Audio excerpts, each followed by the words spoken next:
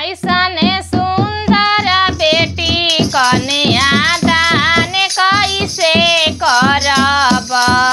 चहल पहल घरवा सुना सान कैसे करब।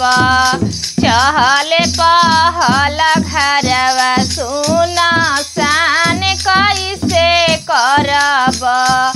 ऐसन सुंदर बेटी कन्या दान कैसे करब।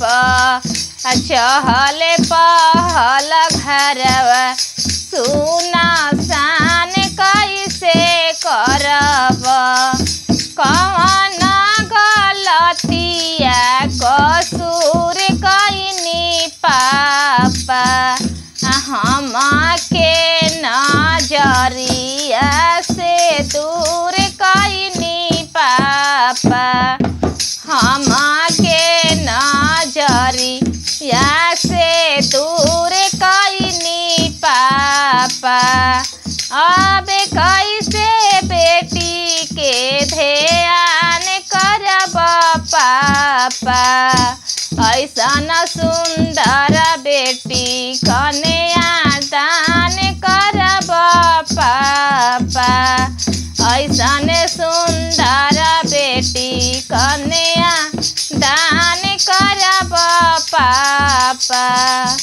कई कन्या दान गंगा स्नान करब पापा।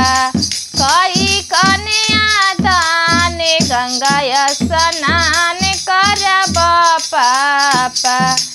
बेटा पतोहिया के मान करब पापा। बेटा पतोहिया के मान करब पापा। ऐसन सुंदर बेटी कैसे कन्या दान करब पापा। ऐसन सुंदर बेटी कन्या दान करब पापा। चहल पहल घरवा सुना सान करब पापा। ऐसन सुंदर